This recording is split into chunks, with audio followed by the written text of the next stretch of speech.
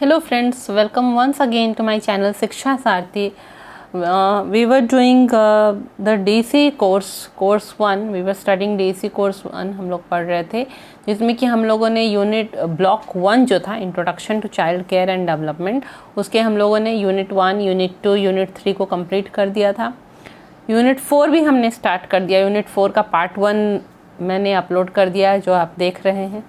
आज हम यूनिट 4 के पार्ट 2 को पढ़ेंगे. DC 1 के ब्लॉक 1 के यूनिट 4 के पार्ट 2 को हम लोग पढ़ेंगे. अब हम लोगों ने पार्ट 1 में पढ़ा कि बच्चों की क्या ज़रूरतें होती हैं, उनको देखभाल क्यों मिलनी चाहिए, उनके आरंभिक बचपन में उन्हें प्यार क्यों मिलना चाहिए. अब हम लोग आज पढ़ेंगे when needs are not met. जब बच्चों की जो ज़रूरतें होती हैं, बेसिक ज़रूरतें होती हैं, अगर वो पूरी ना हों शैशव काल में और या आरंभिक बचपन में, तब क्या प्रॉब्लम होता है. बच्चों की जो जितनी ज़रूरतें हैं वो सब पूरी होने से क्या होता है कि उनका विकास अच्छी तरह से हो पाता है. ठीक है, अगर उसको अच्छी तरह से उसकी शारीरिक देखभाल ना हो पाई तो है उसके कारण बीमारियां हो सकती हैं. वो जल्दी बीमार पड़ सकता है, और बहुत ही एक्सट्रीम केस हो जब उसकी शारीरिक देखभाल बिल्कुल नहीं हो रही हो और वो बीमार हो गया, उसके बाद भी उसकी देखभाल नहीं हो रही है, उसे डॉक्टर को नहीं दिखाया जा रहा है, तो इसके कारण क्या हो सकता है, बच्चा हैंडीकैप हो सकता है ना, विकलांग हो सकता है, या उसके आँखों की रोशनी जा सकती है, या सुनने की जो क्षमता होती है वह जा सकती है. एक बच्चा जो अंडर नॉरिश्ड है, मतलब कि जैसे खाने का बहुत अभाव है, बहुत ही कम खाना मिल रहा है, और जो बीमार बच्चा है उसकी एनर्जी कम होती है और वह जल्दी थक जाता है ना, उससे ताकत कम होती है और वह जल्दी थक जाता है.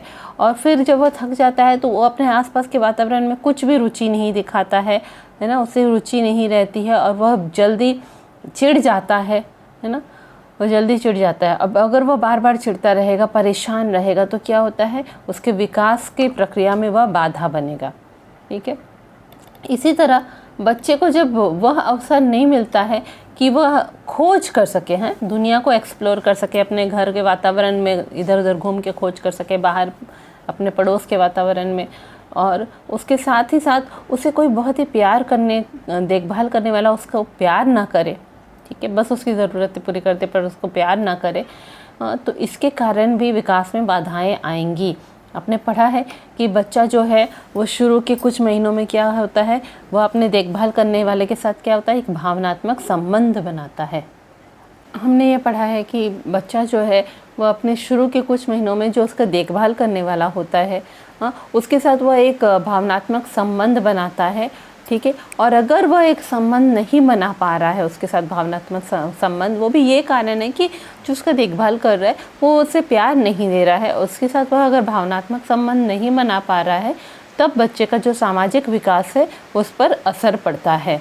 ठीक है, उसका जो बौद्धिक विकास होगा, या उसके भाषा का विकास होगा, या शारीरिक विकास होगा, हाँ वो सब भी स्लो हो जाएगा, वो सब भी धीमा पड़ जाएगा, क्योंकि उसको स्टिमुलेशन नहीं मिलेगा. स्टिमुलेशन का मतलब यहाँ पे है कि उसे अपने आसपास के वातावरण में कुछ उत्साह नहीं दिखाई देगा, और आसपास के वातावरण में ऐसी घटनाएं वह नहीं देख पाएगा जिससे कि वह उत्साहित हो और खोज करने की उसकी इच्छा हो, आसपास के वातावरण में खोज करने की इच्छा हो.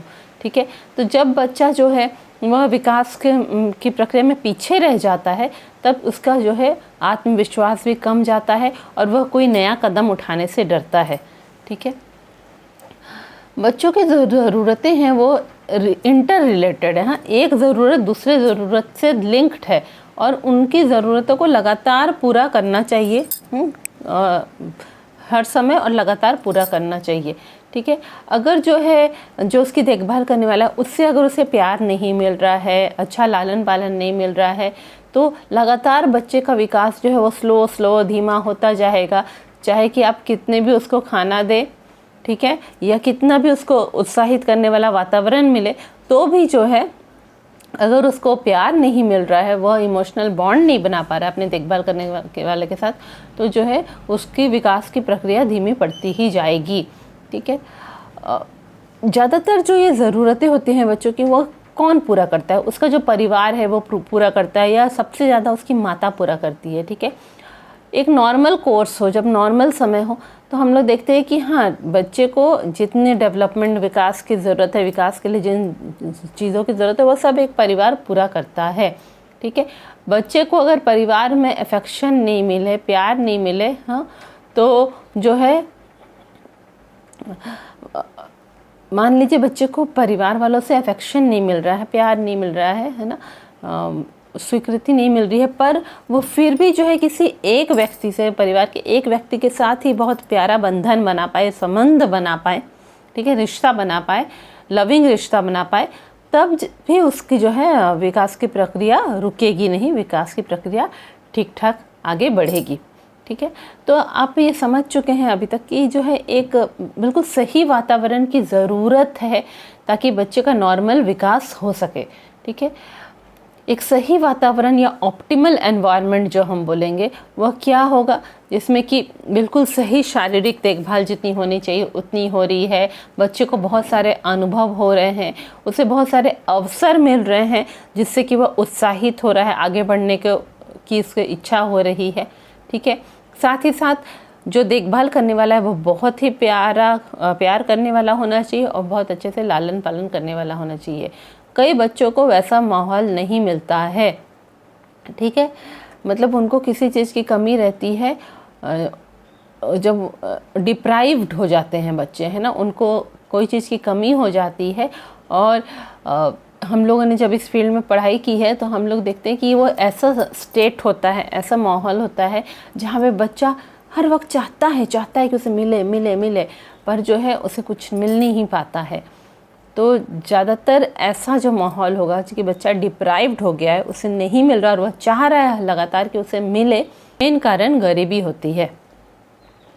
अब है developmental changes in the needs of the child. हाँ, ठीक है, बच्चों की जो ज़रूरतें हैं वह विकास के बाद के साथ साथ बदलती भी जाती हैं। जैसे जैसे बच्चा विकास करता जाता है उसकी ज़रूरतें बदलती जाती हैं और ज़्यादा जटिल ज़रूरतें उसकी ज़रूरतें ज़्यादा जटिल होने लगती हैं।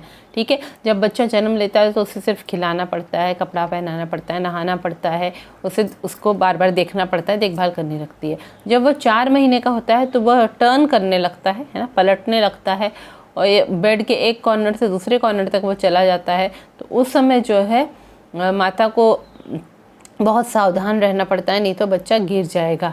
ठीक है, तो हर एक जो स्टेज है डेवलपमेंट का, हर एक जो कदम है विकास का, ठीक है, उसमें बच्चे को की जो देखभाल कर रहा है उसे सोचना पड़ता है। ठीक है, कि जो है अब जिस तरह से वो केयर पहले ले रहा था, अब वो उसकी देखभाल करने के या केयर करने के स्टाइल में चेंज होना चाहिए, क्योंकि बच्चे में विकास होते जा रहा है। ठीक है, बहुत सारे आपने ऐसे खुद भी ये ऑब्ज़र्व किया होगा, अवलोकन किया होगा अपने अनुभव से भी। ठीक है, तो इसी तरह आपने यह भी पढ़ा होगा कि चाइल्ड जो है, बच्चा जो है, जैसे जैसे उसकी उम्र बदलती जाती है तो स्टिमुलेशन भी उसका बदलता जाता है। जो मान लीजिए उसे चलना पहले बहुत उत्साहित कर रहा था, अब चलना उत्साहित नहीं कर रहा है, अब उसे दौड़ना उत्साहित कर रहा है ना। तो घटनाएं और लोग जो उसके आसपास है जो उसे उत्साहित करते हैं वक्त भी बदलते जाते हैं। अब है चिल्ड्रन विद स्पेशल नीड्स, है ना। कुछ बच्चे हैं जिनको कुछ विशेष ज़रूरतें जिनकी होती हैं, विशेष देखभाल जिनकी हमें करनी पड़ती हैं, है ना। कुछ बच्चे जो जिनमें डिसेबिलिटी होती है, हाँ, किसी तरह की शारीरिक कमी होती है, उन्हें ज़्यादा ध्यान, शारीरिक या मानसिक भी कह सकते हैं, उन्हें ज़्यादा देखभाल की ज़रूरत होती है। ठीक है, जिन बच्चों की शारीरिक डिसेबिलिटी होती है, शारीरिक रूप से उनमें कमी होती है, वो कैसे बच्चे होते हैं जिन्हें ठीक से दिखाई नहीं देता है या सुनाई नहीं देता या जो बोल नहीं सकते, या जिनका जो बौद्धिक और भाषा का विकास है वो बहुत ही धीमा है, या फिर वो बच्चे जिनको इमोशनल प्रॉब्लम हो रहा है, भावनात्मक प्रॉब्लम हो रहा है, उन सबको स्पेशल अटेंशन देना पड़ता है, उनको विशेष ध्यान देना पड़ता है। ठीक है, इन बच्चों को स्पेशल एजुकेशन भी देना पड़ता है, एक अलग तरह की विशेष पढ़ाई भी इन बच्चों के लिए दी जाती है उनकी क्षमताओं को देखकर, है ना। बच्चा की कौन सी क्षमता है, कौन सी क्षमता उसमें नहीं है, उस हिसाब से उनकी पढ़ाई भी विशेष होती है। ठीक है, एक बच्चा जो सुन नहीं सकता है, वो उसको नॉर्मल अगर हम लोग स्कूल में भेज देंगे और जैसे नॉर्मल स्कूल की पढ़ाई हो रही है तो उससे वो ज़्यादा लाभ उसे नहीं होगा, क्योंकि वह तो सुन ही नहीं पा रहा है टीचर जो बोल रही हैं। ठीक है, तो उनके लिए स्पेशल स्कूल भी होते हैं या स्पेशल उसी स्कूल में अलग तरीके से उनके लिए व्यवस्था की जाती है, उनको विजुअल दिखाए जाते हैं। ठीक है, तो जो भी बच्चे को सिखाना है या पढ़ाना है वो हम लोग को वो ध्यान में रख के उस तरीके से सिखाना या पढ़ाना पड़ता है जैसे कि उसकी क्षमता या अक्षमताएं हैं, जो क्षमता उसमें नहीं है उसी हिसाब से। ठीक है, जो बच्चों में डिसेबिलिटी होती है, कमियां होती हैं शरीर में, मतलब कोई अंग ठीक से काम नहीं कर रहे होते हैं, तो उनके साथ काउंसलिंग भी करनी पड़ती है वोकेशन के लिए। आई मीन टू से कि जब वो कुछ करियर कैसा बना पाएंगे उसके लिए उनको काउंसलिंग करनी पड़ती है। एक काउंसलर आता है जो उन्हें समझाता है कि देखो तुम इस तरह से इस क्षेत्र में काम कर पाओगे, आगे अपना जीवन रोजगार कर पाओगे। ठीक है, इसी तरह वो बच्चे जब छोटे होते हैं उस समय जो देखभाल करने वाली होती हैं या करने वाला होता है उसे बहुत ही धैर्य बना के रखना पड़ेगा, उसे बहुत धीरज रखना पड़ेगा।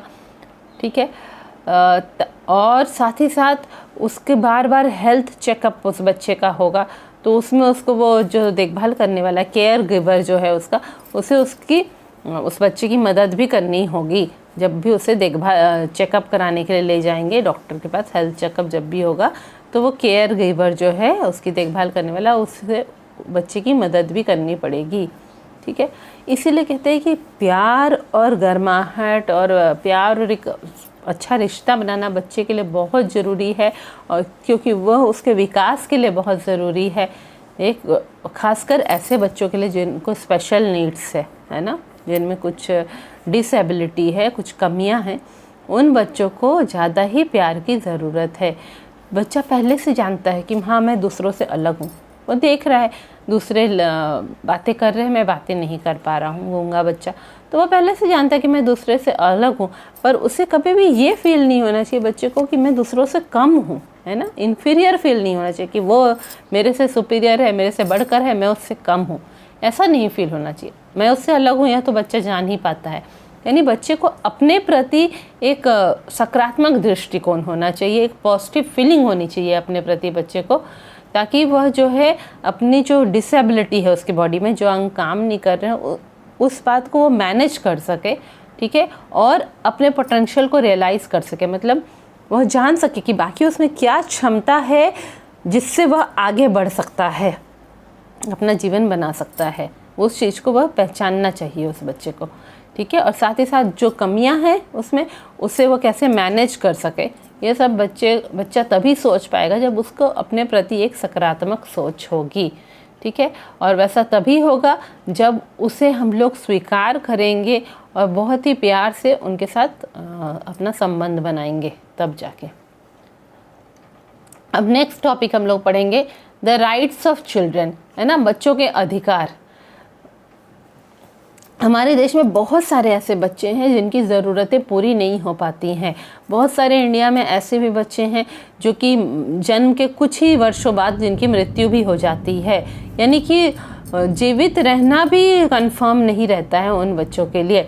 और बहुत सारे ऐसे बच्चे हैं जिन्हें छोटे से ही बीमारियों का शिकार रहते हैं, बीमार रहते हैं, उन्हें बीमारियां पकड़ लेती हैं और वह जो है जीवन भर के लिए हैंडीकैप्ड हो जाते हैं, विकलांग हो जाते हैं।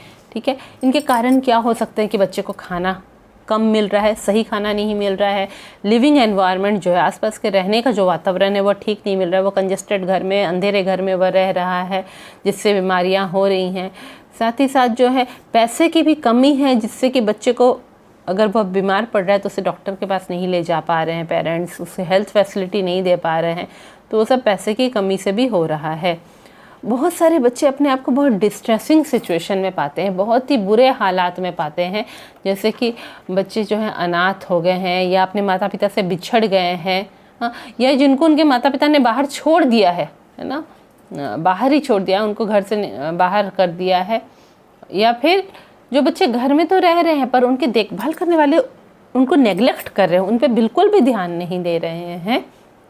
ऐसे बच्चे अपने आप को बहुत ही दुर्भाग्यपूर्ण हालात में पाते हैं, बहुत ही परेशान करने वाले हालातों में अपने आप को पाते हैं। कुछ बच्चों को जो है, ऐसे बच्चों को जो है उन्हें ऐसे इंस्टीट्यूशन में रखा जाता है, हाँ, कुछ बच्चों को तो सरकार जान जाती है कि ये बच्चा बुरे हालत में, तो उसे बाल सुधार गृह या ऐसा कुछ है, बाल गृह, ये सब में भेज दिया जाता है, इंस्टीट्यूशन में भेज दिया जाता है। पर कुछ बाकी बच्चे जो नहीं जा पाते हैं, उन्हें छोटे से अपने आप को देखना सीखना पड़ता है, बहुत ही कम उम्र से। ठीक है, बहुत सारे बच्चे जो हैं वह शिक्षा नहीं ले पाते हैं एक या दूसरे किसी कारण से। हाँ, कई बार बच्चों को जो है बहुत ही कम उम्र में बहुत काम करना पड़ता है और बहुत लगातार बहुत घंटे काम करना पड़ता है, जो कि एक बहुत ही खतरनाक सिचुएशन है। हाँ, ऐसे में बच्चे के साथ कुछ भी हो सकता है, उसकी शारीरिक दृष्टि भी कमज़ोर हो सकती है, उसको विकलांग भी हो सकता है, उसका भावनात्मक प्रॉब्लम भी हो सकता है। ठीक है, तो ऐसे बच्चों का क्या है कि उनको जो वातावरण मिल रहा है वो स्टिमुलेटिंग नहीं है, वो निराशा का शिकार होते जा रहे हैं, उत्साह करने वाला वातावरण उन्हें नहीं मिल रहा है, जिससे कि वह लोग भी ऐसे नहीं मिल रहे जो उसे उत्साहित करे कि वह आगे बढ़े। ठीक है, साथ ही उन्हें ज़्यादा अवसर भी नहीं मिल पा रहा है ऐसे बच्चों को कि वह खेल सके, अपने आसपास की दुनिया को जान सके, खोजबीन कर सके, ऐसा अवसर भी उन्हें नहीं मिल पा रहा है। ठीक है, तो यह जो है, ये सब लोग जानते हैं कि बहुत सारे दुनिया के बहुत सारे हिस्सों में बच्चों की ज़रूरतों को बहुत नेगलेक्ट किया जाता है, उन्हें ध्यान नहीं दिया जाता है।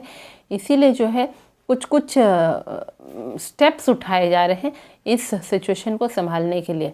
ठीक है, स्टेप्स उठाना ज़रूरी है और ये बहुत ही ज़रूरी है, क्योंकि हर बच्चा जो है उसका यह अधिकार है कि उसका बचपन बहुत ही खुशनुमा हो, है ना। हर बच्चे का अधिकार है कि उसे एक खुशनुमा बचपन मिले। यह तभी हो पाएगा जब उसकी जो बेसिक ज़रूरतें हैं, मूलभूत ज़रूरतें हैं, वह मिले उससे। ठीक है, दूसरी बात यह भी है कि यही बच्चे भविष्य के नागरिक हैं हमारे देश के। हाँ, इसीलिए उनकी मदद करनी चाहिए कि वह अपनी क्षमताओं का विकास कर सके। हाँ, और जो है उनमें ऐसे नई नई बातें भी उन्हें सिखानी चाहिए, कैपेसिटीज़, उनमें क्षमताएं और भी देनी चाहिए, ताकि वह आगे चल के समाज के लिए भी वह उपयोगी साबित हो। ठीक है, बच्चों को जो है गरीबी के दुष्प्रभावों से बचाना सरकार का एक बहुत ही बड़ा जिम्मेदारी है। सरकार की बहुत बड़ी जिम्मेदारी है कि बच्चों को गरीबी के दुष्प्रभाव से बचाया जाए। ये सारी बातों को माइंड में रखते हुए, मस्तिष्क में रखते हुए एक ऑर्गेनाइजेशन बना था, declaration of the rights of child was formed in 1959 by the United nation. हम लोग जानते हैं यूनाइटेड नेशन है ना, जो विश्व शांति और स्वास्थ्य के लिए काम करता है। तो उसी में एक कह सकते हैं रूल्स बना था। ठीक है, नियम बने थे, जिसका नाम क्या था, declaration of the rights of child, कि बच्चों के अधिकार क्या हैं, वह 1959 में यूनाइटेड नेशन ने बनाया था। ठीक है, तो वो डिक्लेरेशन है, यानी उसमें जो नियम लिखे हुए हैं कि बच्चों को क्या अधिकार मिलने चाहिए, वो सारी सरकारों के लिए वह एक गाइडलाइन है, सारे देश की सरकारों के लिए। मतलब सारे देश की सरकारों को उन नियमों के हिसाब से चलना चाहिए। ठीक है, और जो लोग बच्चों के साथ काम करते हैं, उन्हें वो डिक्लेरेशन को देखकर उसी हिसाब से बच्चों के लिए प्रोग्राम्स बनाने चाहिए। ठीक है, ऑल्दो वो लीगली बाइंडिंग नहीं है। उन्होंने बताया है, यूएन ने एक सुझाव दिया है कि बच्चों के ऐसे अधिकार होने चाहिए, बच्चों के ऐसे देखभाल होनी चाहिए, पर वह कानूनन रूप से उस पर वह कुछ नहीं कर सकते। अगर कोई सरकार कुछ नहीं कर रही है तो यूएन उसमें कानूनन रूप से कुछ नहीं कर सकता है। ठीक है, अब हम लोग उसी के बारे में पढ़ेंगे, UN declaration of the rights of the child. ठीक है, यूनाइटेड नेशन ने क्या क्या डिक्लेरेशन दिए हैं बच्चे के अधिकारों के बारे में। ठीक है, उन्होंने क्या क्या कहा है बच्चों के अधिकारों के बारे में यूनाइटेड नेशन ने। उसमें उन्होंने 10 अधिकार बताए हैं कि 10 अधिकार होते हैं बच्चों को।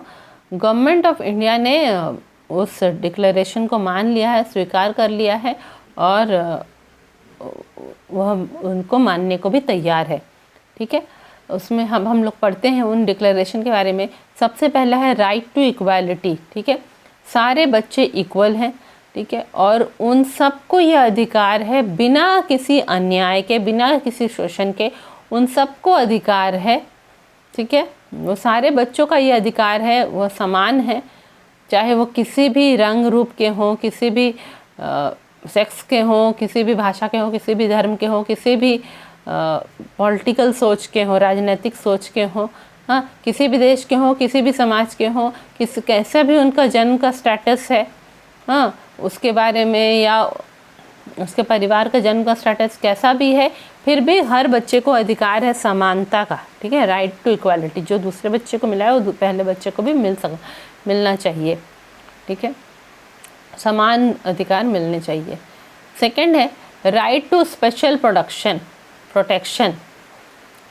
बच्चे को जो है स्पेशल प्रोटेक्शन, तो यूएन ने जो डिक्लेरेशन किया है राइट्स की, तो राइट टू इक्वालिटी सबसे पहला जो है कि है समानता मिलनी चाहिए, सारे बच्चों को समानता का अधिकार है, चाहे वो किसी धर्म, देश, रंग, रूप, जाति, किसी भी स्त्री पुरुष, मतलब कि वह लड़का है, लड़की है, रंग, रूप, जाति, भाषा, कैसे भी राजनीतिक सोच वाला है की तरफ से आया है, वो सबको, सारे बच्चों को समानता का अधिकार है। इसी तरह राइट टू स्पेशल प्रोटेक्शन है कि हर बच्चे को सुरक्षा मिलनी चाहिए, स्पेशल सुरक्षा मिलनी चाहिए, विशेष सुरक्षा मिलनी चाहिए, और उन्हें ऐसे अवसर मिलने चाहिए, ऐसी फैसिलिटीज़ मिलनी चाहिए ताकि वह अपने आप को विकास कर सके, उनका शारीरिक, मानसिक और मस्तिष्क का विकास, नैतिक विकास, स्पिरिचुअल विकास, उनकी आत्मा का विकास हो और सामाजिक विकास हो सके, एक बहुत ही स्वस्थ माहौल में, स्वस्थ तरीके से और नॉर्मल तरीके से उनका विकास हो सके, ठीक है, और ऐसे हालातों में हो सके जहां उसे आज़ादी मिले और डिग्निटी भी मिले, उसे मान सम्मान भी मिले, ऐसे हालातों में उसका विकास होना चाहिए और उसे स्पेशल सुरक्षा भी देनी चाहिए, ठीक है। Right to name and nationality, ठीक है, बच्चे जो है उस हर एक बच्चे का अपना एक नाम होना चाहिए, जन्म से उसका एक नाम होना चाहिए और अपना एक देश होना चाहिए कि हाँ वो उस देश का बच्चा है, ठीक है।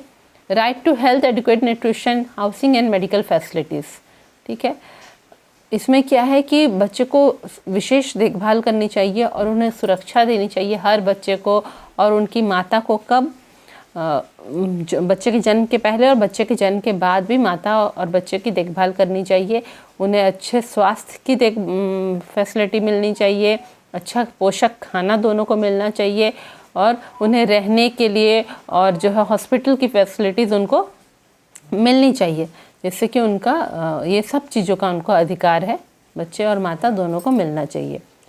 Right to special care for children with special needs, जो बच्चों विशेष ज़रूरतें वाले बच्चे होते हैं, जिनके भीतर कोई डिसेबिलिटी है, उनके शरीर के कोई अंग ठीक से काम नहीं कर रहे हैं, तो उनको स्पेशल ट्रीटमेंट देना चाहिए, उनका ये अधिकार है कि उन्हें स्पेशल ट्रीटमेंट मिले, उनके अलग तरह से देखभाल हो सके, उन्हें शिक्षा ग्रहण करने के मौके मिले और देखभाल होनी चाहिए ऐसे हालातों में, जैसे हालातों में वह कर सके, है ना, क्योंकि उनके शरीर के कुछ अंग ठीक से काम नहीं कर रहे हैं, तो उसी हिसाब से उनकी देखभाल और सुरक्षा का प्रोग्राम बनाना चाहिए, इसका उनको अधिकार है, ठीक है, उनको स्पेशल केयर का अधिकार है। Right to love and understanding, ठीक है, यह भी अधिकार है हर एक बच्चे का कि उसे प्यार मिले, उसे कोई समझे।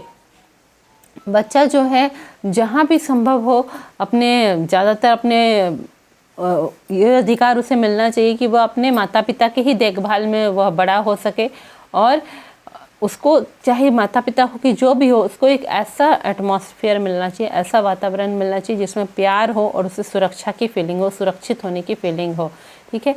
तो ये समाज की ये ड्यूटी है कि वह किसी भी बच्चे को ज़्यादा केयर करे, ऐसे बच्चे की जिसका कोई परिवार नहीं है या उसके पास ऐसे, उस बच्चे के पास कुछ ऐसे साधन नहीं है कि वह अपने आप को सपोर्ट कर सके, है ना, अपने आप को अच्छी तरीके से बड़ा कर सके, उसके पास कुछ साधन नहीं है, तो ये पूरे समाज की ड्यूटी है कि वह बच्चे को मदद करे।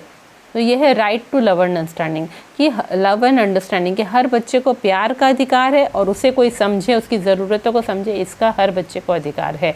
राइट टू एजुकेशन, ठीक है, पढ़ने का अधिकार, शिक्षा का अधिकार, हर बच्चे को अधिकार है कि वह शिक्षा पाए ताकि वह अपने क्षमताओं का विकास कर सके, ठीक है,